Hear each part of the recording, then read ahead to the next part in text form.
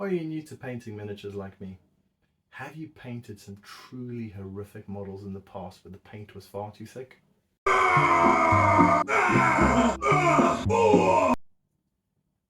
If you're looking to improve and learn how to paint miniatures that really pop on the tabletop, my content might be for you.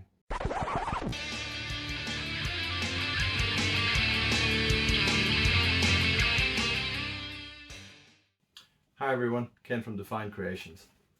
Today's video is part one of a three-part series of videos that I created using the three different painting techniques I like to use when painting my miniatures. Today's video is all about the slapchop method. Feel free to check my other videos out after this, but let's get started with today's video. To paint this miniature in a slapchop technique, I have taken one of the ultramarines that I've had, stripped off all the old paint and primed it in black. If you are interested in how to remove old paint from miniatures, I will provide a video at some point in the future explaining the process. The first step you'll need to do when wanting to apply the slapchop technique is to get a white paint, in which case I'm using the Corax base white, and you'll need to use a makeup brush or a dry brush of some kind. I've just used a makeup brush that you can buy from any place that sells makeup brushes or makeup. This is an eyeshadow sort of brush that I've been using. You need to put a little bit of the paint onto the brush and then spend a lot of time getting most of the paint off the brush. The more paint you have off the brush, the less that will apply to the model, which sounds strange, but in this particular technique you don't want to have too much paint applied to the model. As you apply the paint to the model, you'll see if there's too much. In this particular case, you can see there's still too much paint on the model, so I scrape a little bit more off, and then I use an up and down motion and apply the paint to the rest of the model in the best as I can.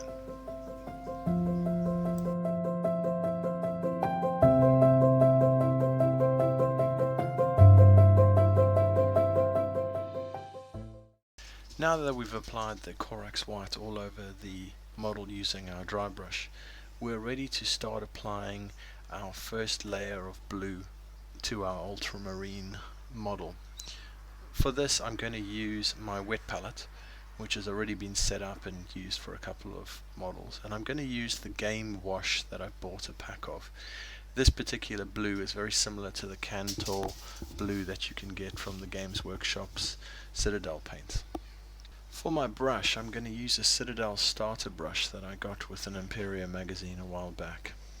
I'm going to use a liberal amount of wash across the model and try and get it into all of the recesses where I can. I'm going to try and get the wash really into all the crevices so that the wash dries in a sort of nice dark tone in the corners, but has a lighter tone in the flatter areas of the model.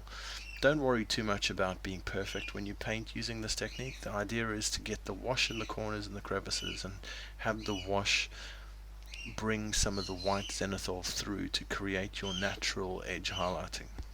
Remember, the idea about this technique is speed, and to get something that looks decent with not a lot of time spent. So feel free to just slap that paint on, very much chop style, which is maybe where the name of slapchop came from. Maybe someone can tell me in the comment section where the name actually came from. I'm a bit lazy to go and do some more research on it, but feel free, let me know. But with this particular layer, just keep slapping the paint on all over the model so it's nice and thick in all the crevices. Feel free to touch up if you see any light areas, but just slap that paint on and let it dry.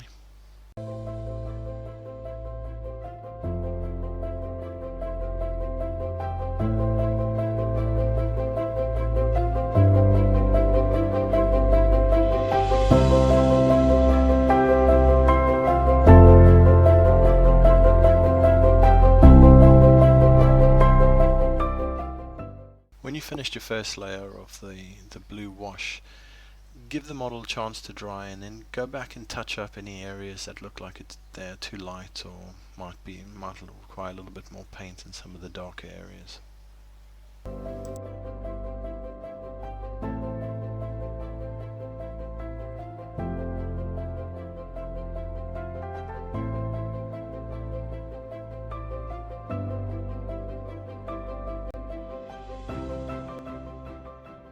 Now with the blue dry, we can start moving on to the next layers of the model. I already started adding some black as I was painting and forgot to record, so just make sure you go and get your black paint. In this particular case I was using Abaddon black, and touch up things like the gun and the recesses of the model, behind its legs, etc.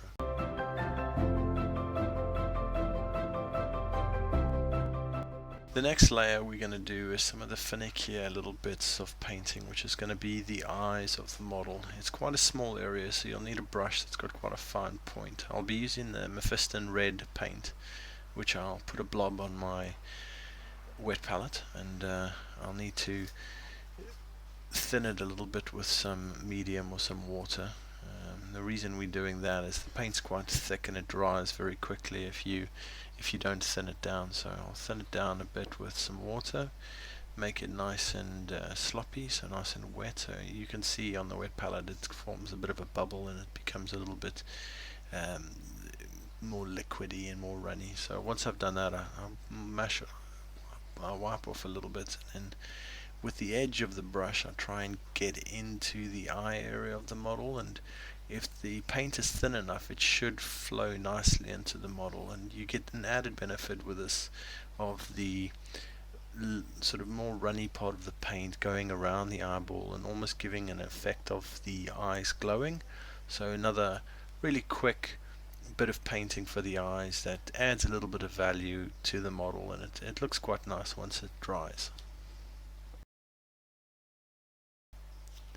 With the red now done, we need to do the shoulder pad linings and the chest of the ultramarine. Ultramarines generally have a gold for the chest, and in this particular case we're going to use Retributor Armor Gold, which is a base paint from Games Workshop Citadel paints. We do need to thin this down slightly, not as much as we would have done with some other paints. If you thin it down too much, the paint starts to separate from the gold flakes and you get more of a faded look, which isn't really what we're looking for with the shoulder pads. We want them to be quite stand out. We want them to look as a nice piece of the model. So just thinning it down a bit, we then use the brush, almost the side of the brush, to get the paint on the shoulder pads. This allows you to avoid the tip of the brush potentially touching the inner part of the shoulder pad, causing us then to have to use some other paint to touch up the shoulder pad. You can do this with Cantor Blue. If this happens, just make sure you thin down the Cantor Blue and apply a little bit of paint in the area around where the gold is touched. Try just to be as careful as we can. The idea of this particular technique is just to paint models relatively quickly and have them look pretty good. With the shoulder pads done, you just need to paint the marking on the chest piece of the ultramarine, the Aquila marking of the Emperor. Be a little bit careful with the brush here. Make sure you keep enough paint on the tip of your brush, but don't overload the paint. You just want enough to sort of touch on the raised areas of the Aquila. Trying to avoid to get too many paint on surfaces of the model that are blue would be the best. So take your time, make sure your hands are steady, use a steady base to apply the paint, and get it across as much of the Aquila as you can.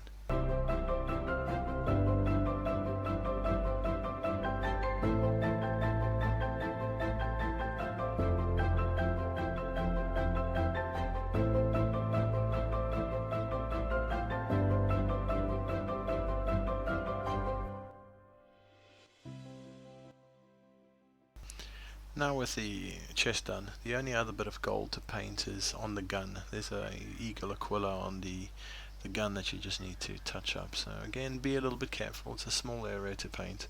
Just use the tip of the brush as slowly and evenly as you can. Make sure your hand is rested and you haven't got any shaking happening, otherwise the paint can go all over the place.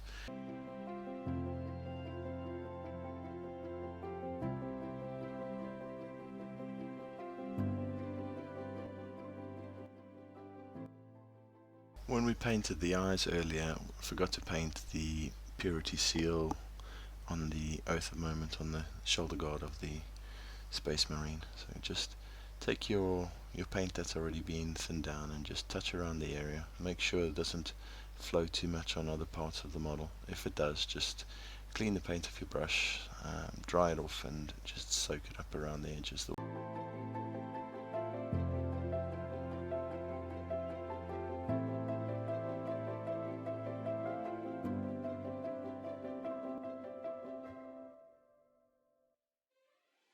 Now with our purity seal done, you'll notice on the back of the Space Marine there's a little pouch. And these pouches can be left the same color as the Space Marine army, but I always feel that they're a leather, so I use Rhinox brown and I paint the back pouches, they're not backpacks, they're little back pouches, with a bit of Rhinox brown that I just water down slightly with a bit of water, because Rhinox brown can be quite thick also, so I just make it a little bit more runny, and then I apply it to these back pouches and the belt that runs around the Space Marine. So it's up to you whether you want to use a brown or whether you just want to leave it the Cantor blue or the wash blue that was painted. For me, it just adds a little bit of value to the model when you look at it from behind.